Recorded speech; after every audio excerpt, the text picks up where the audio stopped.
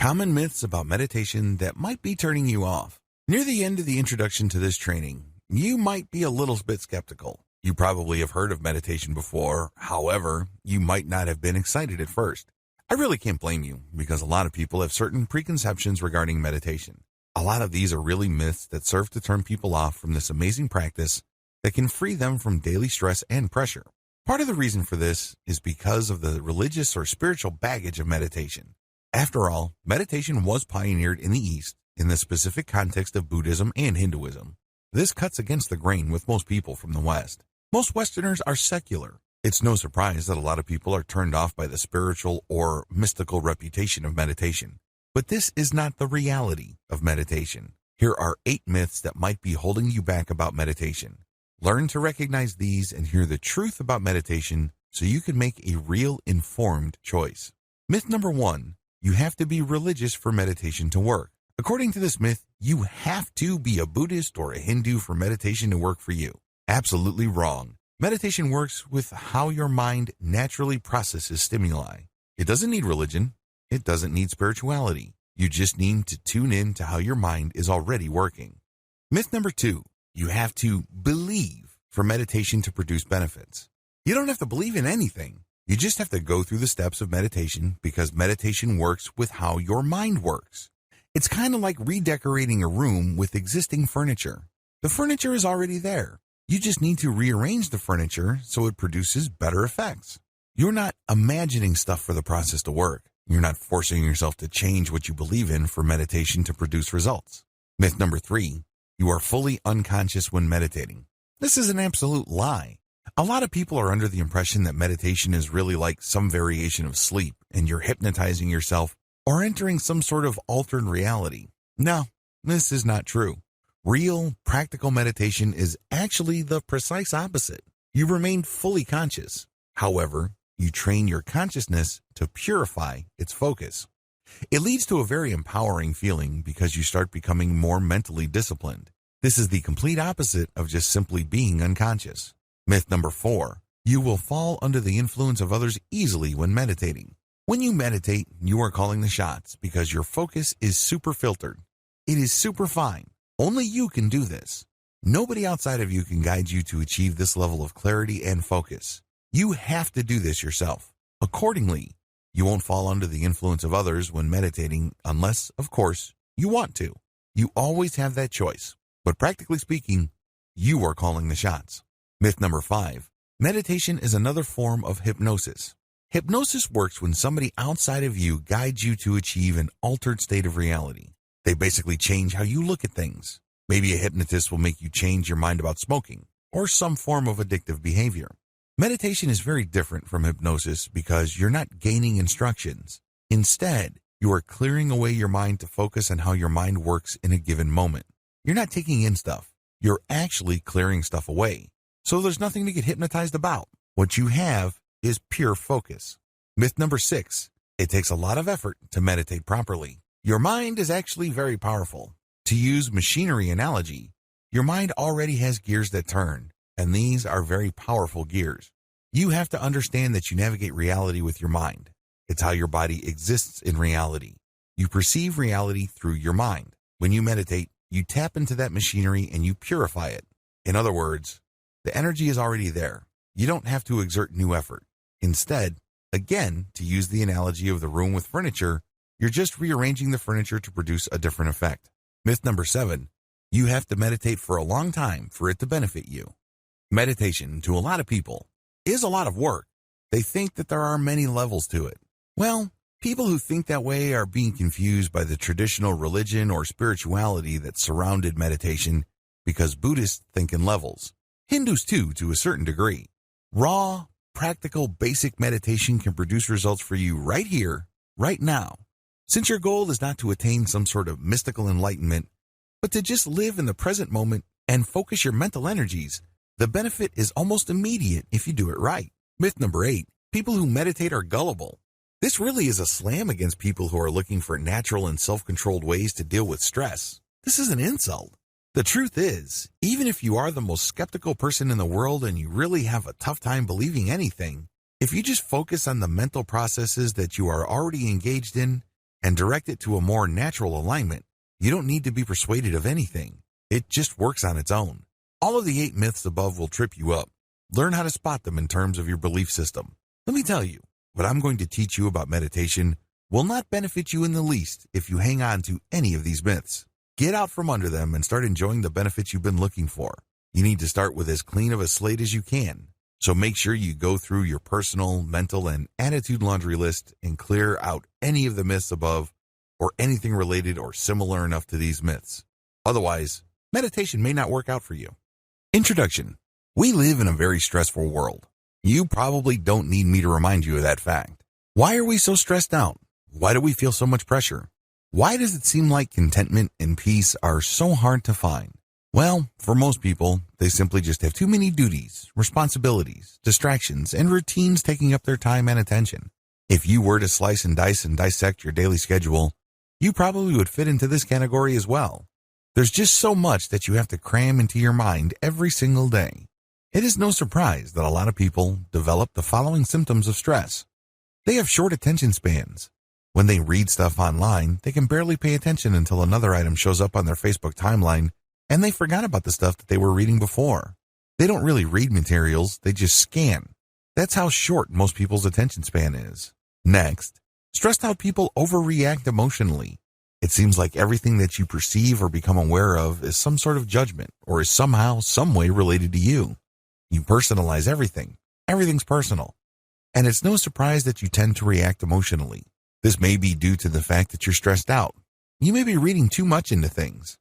But unfortunately, once we open our mouths, we end up hurting people. We end up making decisions that we come to regret later on. Another symptom of too much stress is simply a lack of patience. You don't feel like you want to stick around for anything. This is a very serious problem because it can lead to road rage if you're stuck in traffic. This can lead to violent disagreements with friends and family members. You might hurt your relationships because you simply have grown impatient in dealing with people. People are people. It often takes time for people to get their act together. Finally, you get this generalized sense of anxiety and frustration. You can't quite put your finger on it, but you feel that something is missing in your life. You feel that something is just not right. Not surprisingly, it's very hard for you to find peace and contentment. It seems that at any given second, something wrong might happen. It may lead to you losing money, or it may lead to you suffering from some sort of illness. Whatever the case may be, something's off. Something's not right. Rarely do you feel that if your world is perfect. It is no surprise that, given these symptoms, the Western world suffers from several systemic dysfunctions. In the Western world, there are high divorce rates. Too many people quickly conclude that their marriage is simply not worth saving. So this blows up the divorce rate. People are just not that patient with their relationships. Another symptom involves the high levels of drug use. This is particularly deadly in the United States because of the current opioid epidemic gripping that country. Some people have always self-medicated to deal with stress and anxiety. Maybe they smoke weed. Maybe they do cocaine. Maybe they shoot up heroin. Whatever the case may be, it numbs or suspends the pain for at least a period of time until they have to go back to the real world. Finally, the Western world, as well as Japan, has always suffered from high suicide rates. This is another reflection of the prolonged systemic dysfunction produced by depression, stress, and anxiety. If you need proof of this, just look at the top prescribed medications in any given year in the United States and many parts of the developed world. What do you see at the top? Antidepressants or anti-anxiety medications. This is guaranteed. In the top 10 of prescribed medications, you will always see those too. Something's got to give. Unfortunately, most of the time, it is you. Thankfully, there is a better way to handle your mental resources. You don't have to stress out. You don't have to freak out. You don't have to be emotionally on edge every single time. You don't feel like something wrong is going on or something's about to get knocked loose. The best thing about this better way of handling your mental resources is that it is 100% drug-free. That's right. No chemicals are involved. This method is also 100% natural. You deal with your mind as it exists. You don't have to buy a machine. You don't have to take drugs. You don't have to ingest anything foreign into your body. It is 100% natural. It works with how your mind works. It is also 100% conscious. You're not going to hypnotize yourself. You're not going to be under the mental control of another person. Finally, this system enables you to remain in 100% control of your mind. You call the shots. You pick the method, and you work with it. It works on your schedule, on your terms, and based on your needs. Sound awesome? Wouldn't you like to try this better way? Are you sick and tired of the regular ways you deal with stress, anxiety, and the daily strains of modern living? Well, here's the answer: meditation. This training teaches you the ins and outs of practical meditation so you can come up with a solution that works best for you. Conclusion: all the things that I've taught you here are the product of several years of meditation and mindfulness practice. There are lots of pitfalls. There are lots of dead ends. There are lots of false leads and false positives. I've weeded all those out, and I've presented to you meditative practices that work. However, these materials will not work for you until and unless you commit to doing them. It's really important that you go through this training in order. Don't skip. Don't jump ahead. Focus on it one step at a time. This way, you will be able to fully benefit from the techniques that I have described in this training. It is also important that you focus on consistency. A lot of people think that meditation is just another activity that they engage in because they're looking for a result. They are looking for some sort of solution. While that may ultimately be the truth, please understand that you must look at meditation and mindfulness as ends in and of themselves. In other words, they're not just means to an end. They don't just enable you to go where you really want to go. Instead, they must be your destination. They must find some sort of value in doing them. That value must be in the act itself. If you're able to do this, then it becomes part of you. It becomes part of your personality in addition to your daily routine. You will then be able to put yourself in a position where you will level up your ability to focus, stay in the present moment, achieve emotional distance and emotional clarity. Ultimately, it's all a choice. You have to exercise that choice. You have to be responsible for yourself, your thoughts, and your actions. Do it today. One of the most common problems I've noticed people experience with meditation is the fact that they feel that they would be able to do it only when things are right. They feel that they have to feel a certain way. They think that certain conditions have to be present in their life for them to do this. What you're doing is you're just giving yourself excuses to not start. I'm telling you, if you don't even get yourself to start, you are failing. You're not dealing with your stress. You're not getting your life back. You're not setting things in order as far as your mental peace and tranquility are concerned. You're achieving nothing. You might be thinking that you're researching book after book about meditation, but what you're really doing is just giving yourself an excuse to not start. You have to understand that when it comes to any kind of profound personal change, our number one enemy is ourselves. The paradox of self-sabotage. I know it sounds kind of weird. You know how frustrated you are. You know that you feel that something is missing in your life. You know that you're not fully content. You understand that meditation can help you achieve some sort of balance. You understand that meditation can lead to a greater sense of inner peace. Why in the world would you want to get in the way of that? Why in the world would you want to sabotage that? Well, it's actually quite simple. We're all creatures of habit. We get accustomed to things. We grow attached to things. Once you do things a certain way and you think about things a certain way, you feel that you're stuck in that pattern. You feel that you're not capable of going outside of that pattern. I know it sounds weird, but you know that you're not really all that happy. But ultimately, at some level or another, most people would rather deal with the devil they know rather than roll the dice and take chances with something better. They know they're not happy. They know that things could be so much better, but they're afraid of trying something new. These are the issues that you have to confront with. They will crop up sooner rather than later. I share them with you and I shine a light on them at this point in the training so you can spot them a mile away. Understand that when you start bargaining with yourself about why you should not meditate at the appointed time, you're basically giving in to this. This is all too predictable.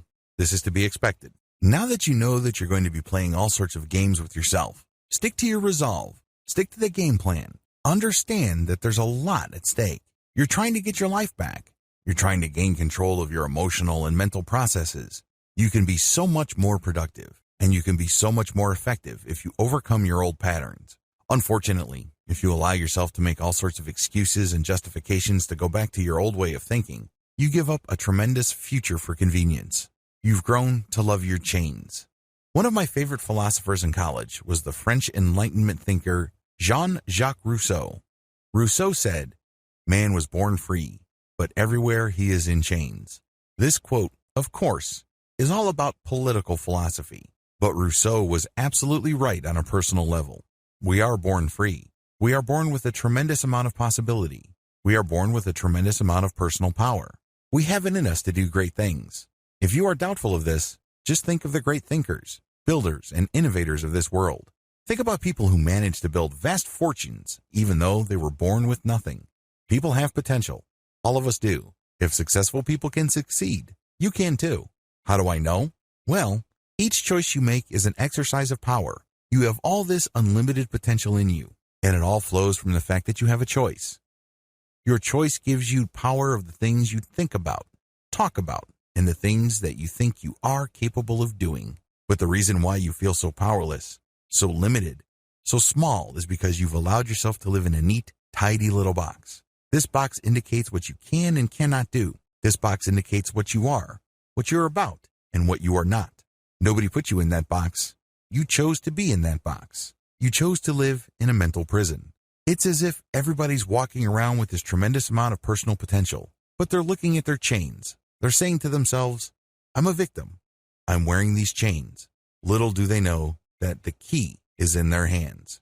Understand what is at stake. You have no excuse. You only have choices. I wish you nothing but victory.